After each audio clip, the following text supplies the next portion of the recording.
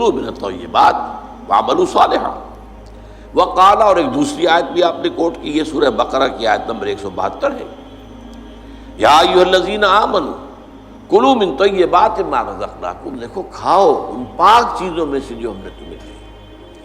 گویا کہ اکل حلال، رزق حلال، رزق طیب، حلال اور طیب، یہ ہے در حقیقت جس کا حکم دیا جا رہا ہے، رسولوں کو بھی دیا گیا اور اہل ایمان کو بھی دیا گیا۔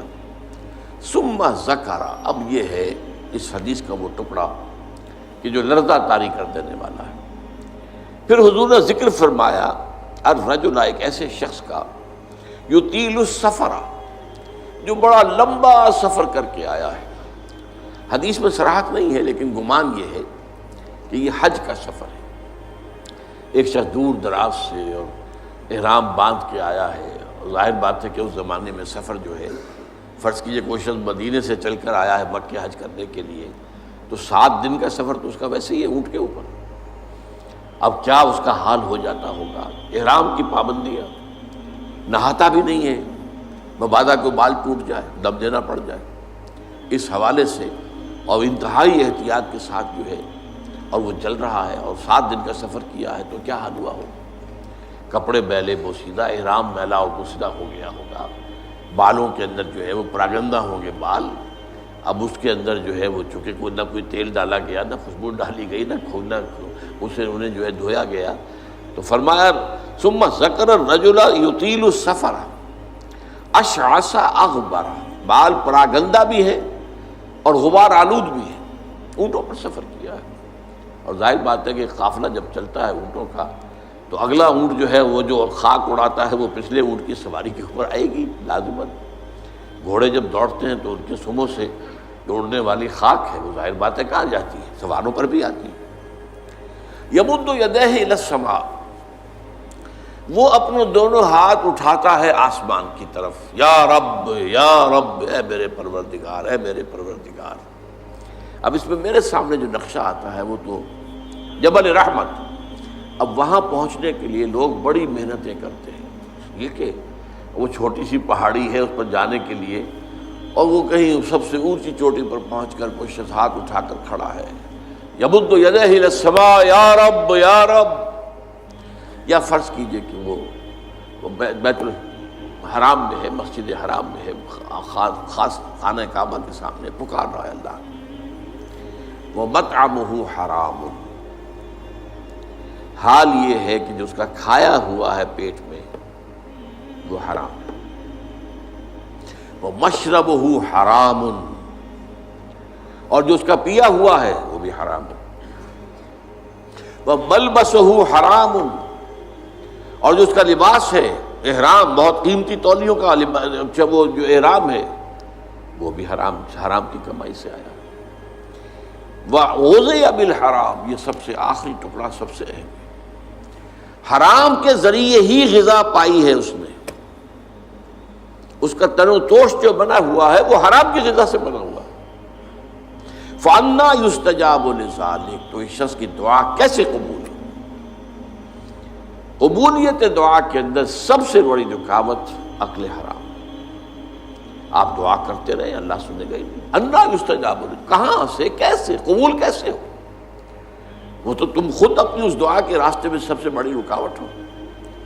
تم اپنی آمدنی کا جائزہ لو، غور کرو، اس میں کمائی کے اندر کوئی حرام تو شامل نہیں ہے، کوئی ناجائز طریقہ تو شامل نہیں ہے، کوئی براہ راست سود کا عنصر تو نہیں ہے، بالواسطہ سود جو ہے وہ تو نہ میں بچا ہوا ہوں نہ آپ بچے ہوئے، پورا ہمارا معاشی نظام جو ہے وہ سود پر مبنی ہے۔ ایک گندم کا دانہ بھی ہم کھاتے ہیں تو اس میں سود ہے، اس کے لیے بیج خریدا گیا سودی قرضے پر، اس کے لیے فرٹیلائزرز خریدے گئے سودی قرضے پر، اس کے لیے پیسٹی سائڈز خریدے گئے سودی قرضے پر، ٹریکٹر خریدا گیا سودی قرضے پر، تو ایک ایک دانے میں سود ہے۔ وہ سود تو میرے اندر جا ہی رہا ہے، اس کے بغیر تو چارہ نہیں ہے۔ یا ہوا میں، جیسے کہ حضور نے فرمایا صلی اللہ علیہ وسلم کہ ایک زمانہ آئے گا کہ چاہے کوئی شخص سود کھائے گا نہیں، لیکن سود کا غبار یا دھواں، غبار یا دخان کا لفظ ہے دھواں، اس کے اندر ضرور جائے گا۔ فرض کیجئے کہ فضا کے اندر ڈسٹ سسپینشن ہو گئی ہے، گردہ ہے، اب ظاہر بات ہے سانس تو آپ کو لینا ہے، سانس تو لینا چھوڑ نہیں سکتے، آپ مر جائیں گے، کیسے ہوگا؟ سانس کے ساتھ غبار لازم بن جائے گا، اندر پھیپھڑوں میں جائے گا، کوئی آپ کو روکنے کا کوئی ذریعہ آپ کے پاس نہیں ہے۔ یا کہیں جو ہے جو دھواں بھر گیا ہے، فرض کی جیسے آگ لگتی ہے بڑی اونچے ہوٹلوں کے اندر، 14ویں منزل کے اوپر جو ہے آگ لگی ہے، کمروں کے اندر دھواں بھر گیا، کہاں جائے لوگ؟ 14ویں منزل سے چھلانگ لگائیں تو ویسے ختم، ہڈیاں جو ہے اس کا چورا ہو جائے گا۔ بہرحال جو بھی شکل جو بیتتی ہے، تو سانس تو لینے پر مجبور ہے، جب تک بھی سانس آئے تو دھواں اندر جائے گا۔ یہ دور وہ ہے کہ جس کی فضا میں سود موجود ہے، اور وہ فضا کے اندر جو سود ہے وہ ہم سانس لے رہے ہیں تو ہمارے اندر جا رہا ہے۔ اس پہلو سے بالواسطہ انڈائریکٹ سود سے تو آج کوئی بھی بچا ہوا نہیں۔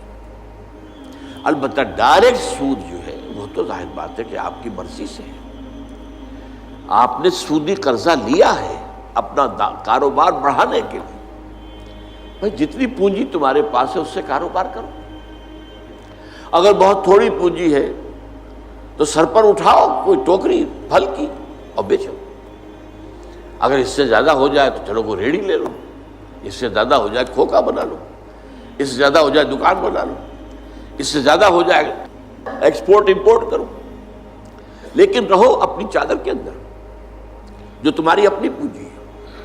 بینک سے قرض لے کر اپنا کاروبار پھیلانا یہ تو تمہارا اپنا انٹینشنل، تمہارے اپنے چوائس کا فیل ہے، اس پر تم پکڑے جاؤ۔ مکان ہے، بڑی عالیشان کوٹھی بنانی ہے، عالیشان محل بنانا ہے، قرض لیا، زندگی گزارنے کے لیے چھت میسر ہو سر کے اوپر گزارا کے قابل جو ہے سکونت آپ کے پاس ہو تو بہت ہے، ہمیشہ تو نہیں رہنا تم یہاں، ایک وقت آئے گا کہ چاہے وہ محل ہو، چاہے وہ ڈیفنس کا جو بنگلہ ہو، کئی کروڑ کا جو ہے، نکلنا تو پڑے گا، جانا تو پڑے گا قبر کے اندر۔